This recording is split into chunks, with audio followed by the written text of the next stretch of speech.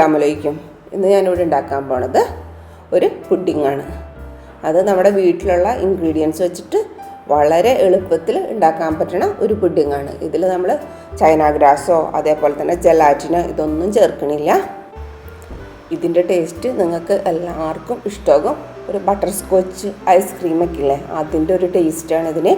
അപ്പോൾ നമുക്ക് നോക്കാം അത് എങ്ങനെയാണ് ഉണ്ടാക്കണതെന്ന്. ഒരു പാൻ ചൂടാകുമ്പോൾ നമുക്ക് അതിലേക്ക് ഒരു 100 ഗ്രാം ബട്ടർ ഇട്ട് കൊടുക്കാം. എന്നിട്ട് അതിലേക്ക് ഒരു 1/2 കപ്പ് മൈദ ചേർത്ത് നന്നായിട്ട് അതിൻ്റെ പച്ചമണമൊക്കെ മാറണ വരെ നന്നായിട്ട് ഇളക്കി കൊടുക്കുക. അപ്പോൾ ഒരു ബട്ടറിൽ ഈ മൈദ കിടന്ന് മൂക്കുമ്പോൾ ഒരു നല്ലൊരു സ്മെല്ല് വരും. ആ സമയത്ത് നമുക്ക് 1 ലിറ്റർ പാൽ ഇതിലേക്ക് ഒഴിച്ചു കൊടുക്കാം. ഇപ്പോൾ ബട്ടറൊക്കെ നന്നായിട്ട് മെൽറ്റ് ആയിട്ടുണ്ട്. അപ്പോൾ നമുക്ക് ഒരു 1/2 കപ്പ് മൈദ ഇതിലേക്ക് ചേർത്ത് കൊടുക്കാം. എന്നിട്ട് നന്നായിട്ട് കൈ എടുക്കാതെ ഇളക്കി കൊടുക്കണം. അതല്ലെന്ന് വെച്ചിട്ടുണ്ടെങ്കിൽ പെട്ടെന്ന് ഇത് കരിഞ്ഞും പോകും. അപ്പോൾ അതുകൊണ്ട് മീഡിയം തീയിൽ വെച്ചിട്ട് വേണം നമ്മളിത് ചെയ്യാൻ വേണ്ടിയിട്ട്. അതും നമ്മൾ കൈ എടുക്കാതെ ഇത് ഒന്ന് ഇളക്കി കൊടുക്കുകയും വേണം.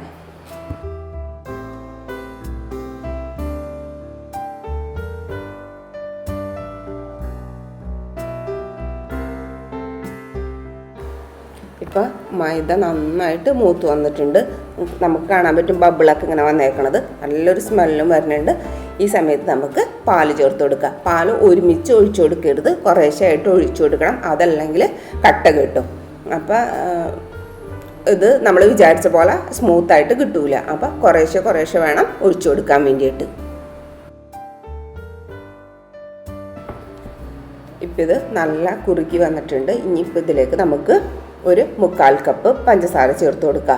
അത് 1/2 മുതൽ 1/4 കപ്പ് വരെ പഞ്ചസാര ചേർത്ത് കൊടുക്കുക. മധുരം നിങ്ങൾക്ക് കൂടുതൽ താല്പര്യം ഉണ്ടെന്ന് വെച്ചിട്ടുണ്ടെങ്കിൽ കുറച്ച് കൂടുതൽ ചേർക്കാം.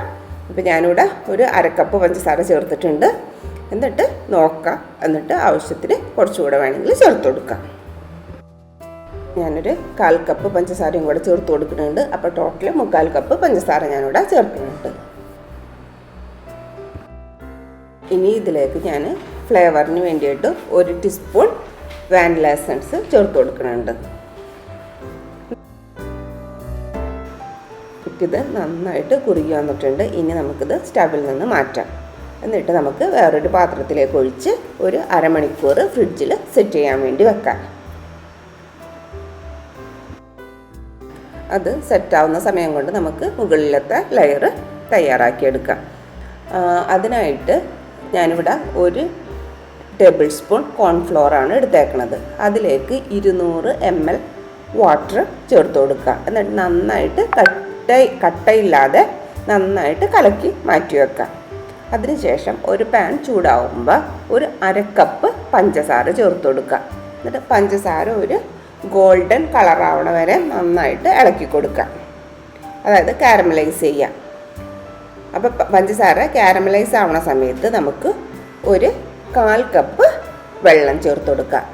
ഇത് ഇങ്ങനെ ചെയ്യുമ്പോൾ എപ്പോഴും ചെറിയ തീയിൽ വെച്ചിട്ട് വേണം ചെയ്യാൻ വേണ്ടിയിട്ട്. ഇപ്പോൾ ഒരു ഹണിയുടെ ഒക്കെ ഒരു കളറായിട്ട് വന്നിട്ടുണ്ട്. നമുക്ക് ഈ സമയത്ത് നമുക്ക് ഇനി കുറച്ചും കൂടെ കളറ് കൂടുതൽ വേണമെന്ന് വെച്ചിട്ടുണ്ടെങ്കിൽ ഒന്നും കൂടെ ആക്കാം. ഒരു ബ്രൗൺ കളർ ആണോ ഇതിൽ. ഞാൻ ഈ ഒരു കളറാണ് എടുക്കുന്നത്.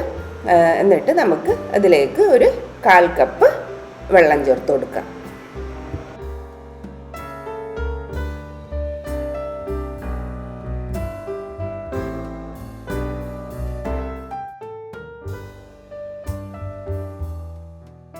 ഇനി ഇതിലേക്ക് നമ്മൾ കലക്കി വെച്ചേക്കണം കോൺഫ്ലോർ ചേർത്ത് കൊടുക്കുക. എന്നിട്ട് നന്നായിട്ട് ഇളക്കി കൊടുക്കണം. അതല്ലെങ്കിൽ കട്ട കിട്ടും. അതും മീഡിയം ഫ്ലെയിമിൽ വെച്ചിട്ട് വേണം ഇത് ചെയ്യാൻ വേണ്ടിയിട്ട്. ഓക്കെ, ഇപ്പം നല്ല തിക്കായിട്ട് വന്നിട്ടുണ്ട്. ഇനി നമുക്ക് ഇത് നമ്മൾ സെറ്റ് ചെയ്യാൻ വെച്ചേക്കണം പുഡിങ്ങിൻ്റെ മുകളിലേക്ക് ഇത് ഒഴിച്ചു കൊടുക്കാം.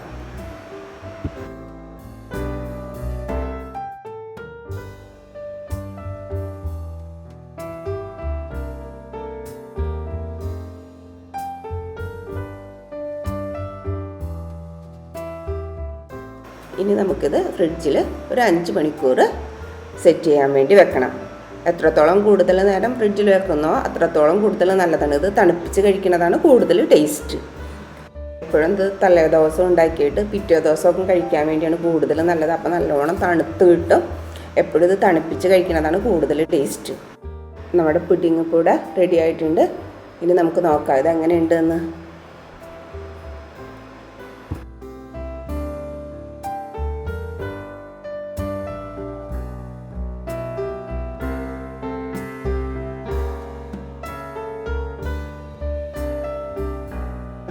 നിങ്ങൾക്ക് തന്നെ കാണാൻ പറ്റണില്ല ഇത് എത്ര ക്രീമി ആയിട്ടുള്ള ഒന്നാണെന്ന്.